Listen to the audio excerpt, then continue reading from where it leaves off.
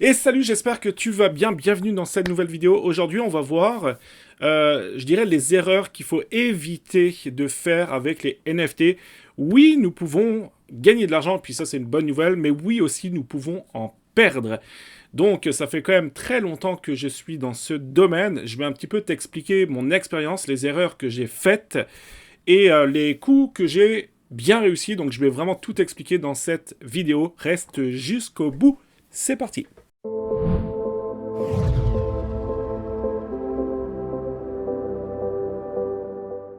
Et oui, tu vois, j'ai un gros pull puisqu'ici au Québec, ils annoncent moins 46 degrés. Oui, oui, oui, moins 46 degrés ressentis.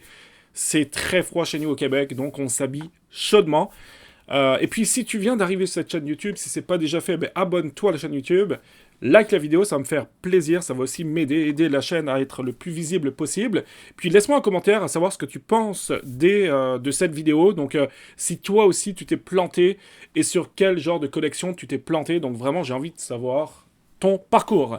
Alors comme je le disais, donc il y a plusieurs phases qui se passent quand il y a des nouvelles collections qui arrivent.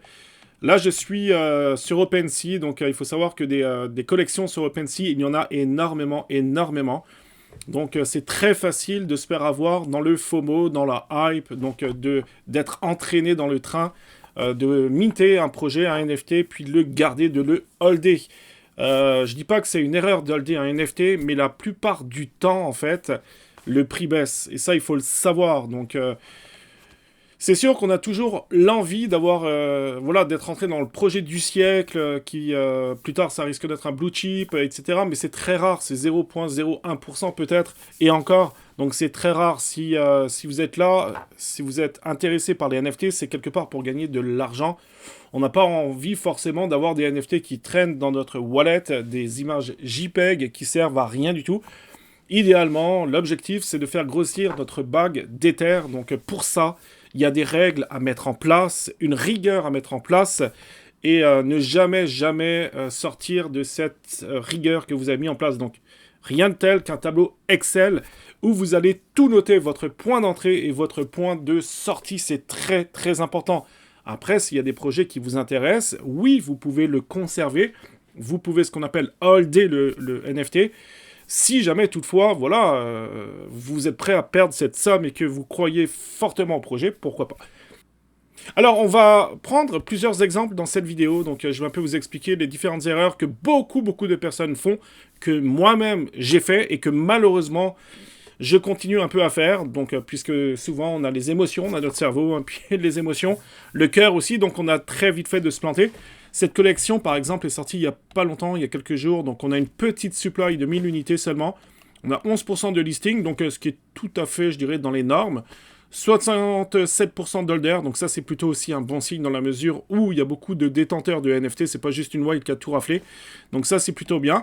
Mais en général, qu'est-ce qui se passe? C'est très simple, je vais un peu vous expliquer ça.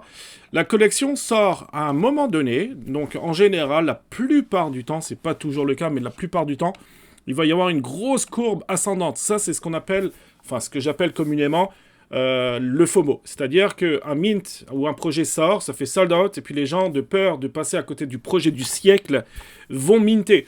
Et souvent, ils mintent à l'aveugle. Donc voilà, ils mintent, et puis le prix, ben, il s'envole. Et puis à un moment donné, ben, tu as tous les gens qui veulent faire leur x2, x3, qui mettent leur NFT à vendre. Donc ensuite, très très souvent, ça baisse. Très très souvent, ça se reproduit, ça baisse. Donc si jamais vous achetez, que vous êtes FOMO, que vous êtes trop hypé, et que vous achetez un NFT trop cher, ben vous allez perdre de la valeur. Ensuite, donc ça c'est l'une des erreurs, ok? FOMO, ça c'est la première très grosse erreur à ne surtout jamais commettre. Ensuite, la plupart des gens, ils vont se dire, bon tiens, mais écoute, je l'achète, je vais le garder, je vais le conserver, je vais le holder. Oui, mais non. Dans la mesure où là, alors, attention, hein, je crois que c'est sorti quand? On est le 3 février, je crois que c'était sorti le 1er, il me semble, ou le... Ouais, c'était fin janvier, le 31 janvier, je crois. Ensuite, vous voyez, regardez, ça baisse. On a atteint un ATH à combien? Je crois qu'il était à peu près ici, à 0,39 d'ATH. Puis ensuite, ça baisse, et on est, à l'heure où je vous parle, à 0,13. On a fait quasiment dû diviser par 3 la collection de NFT.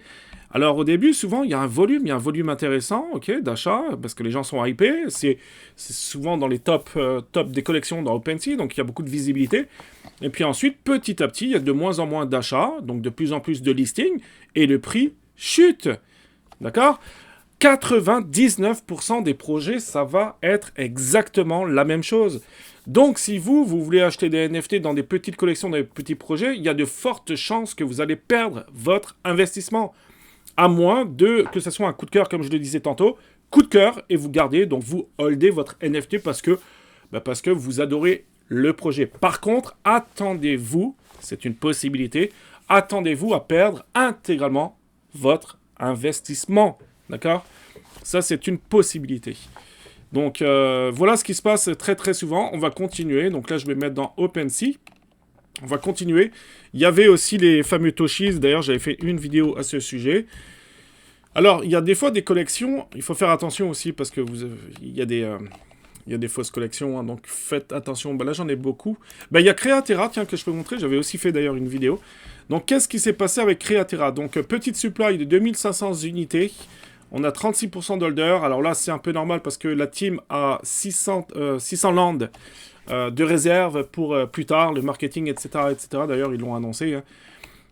C'est une collection qui a été sortie en janvier 2023, il y a pas loin d'un mois, je crois, ou 3 semaines. Et là, pareil, donc c'est sorti ici. Alors, moi, j'ai eu la chance d'en avoir un à 0,26.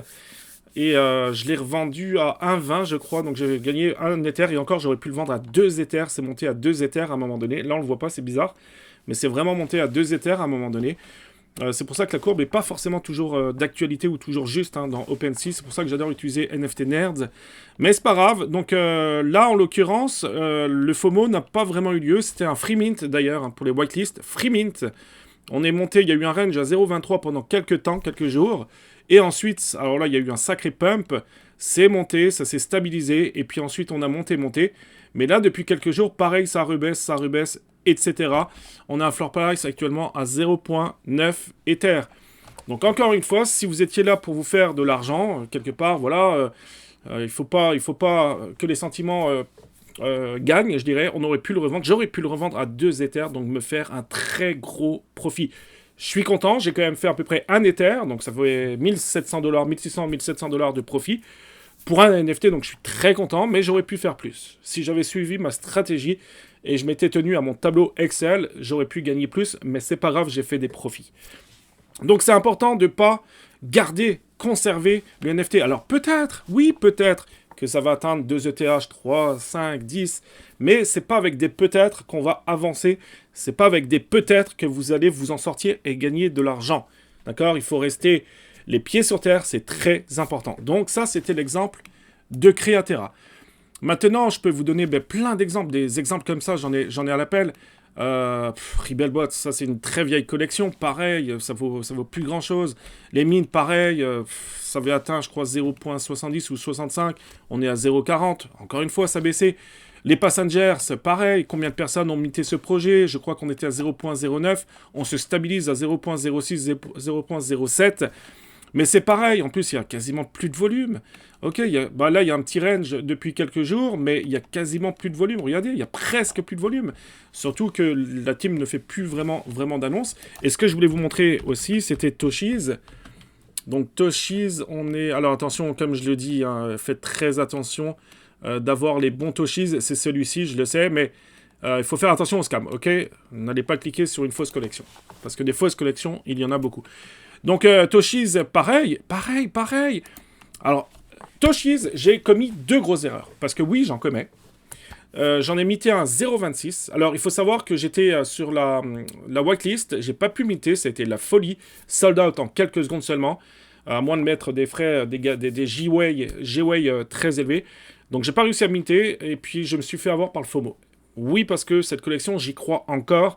Et j'y croyais beaucoup plus avant que maintenant.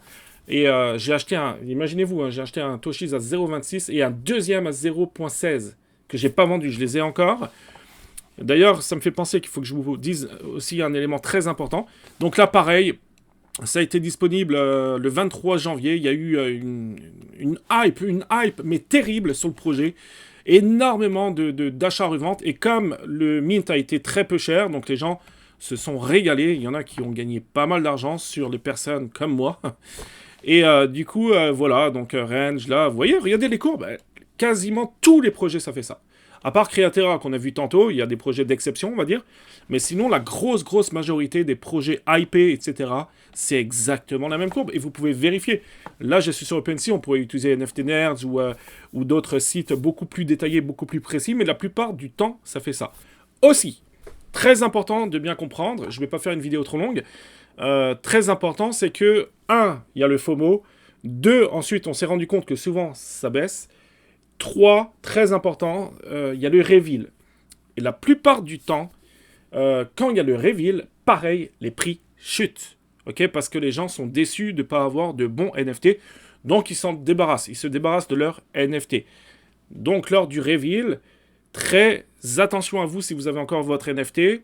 Si vous le conservez, il faut s'attendre. Alors, soit vous avez un super NFT, tant mieux pour vous. Mais sinon, il faut s'attendre encore à une chute de prix. C'est tout à fait possible et on le voit fréquemment dans les NFT.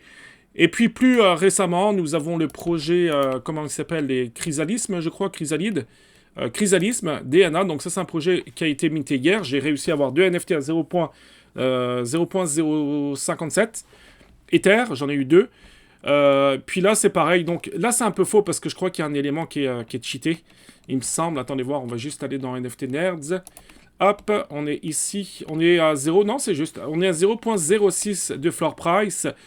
On était à 0.057 lors du mint, il y a eu sold out, c'était assez difficile. Regardez cette belle courbe, ce que je disais tantôt, ça c'est classique.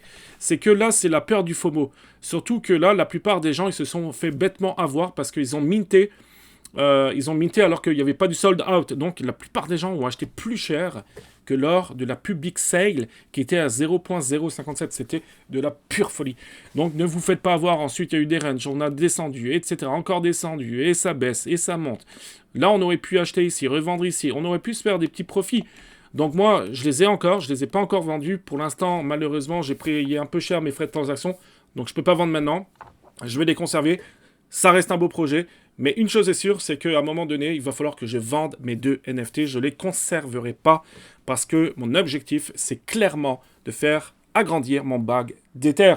Donc, ça ne sert à rien d'avoir un portefeuille avec 46 NFT qui ne serviraient ou serviront à rien dans le futur. D'accord ? Voilà, donc j'espère que j'ai été clair dans cette vidéo. Méfiez-vous des beaux projets, puis hypés avec Twitter, avec les Discord. Ils postent des messages, ils sont très forts en marketing pour hyper la communauté. Ils vous font des très belles promesses sur garder votre NFT, vous aurez tant et tant de récompenses. Ça peut être vrai, ça peut être faux aussi, méfiez-vous. Encore une fois, je ne suis pas en train de dire que des collections, il n'y en a pas des bonnes. Oui, il y en a beaucoup des bonnes, mais malheureusement, il y en a aussi énormément qui sont moins intéressantes.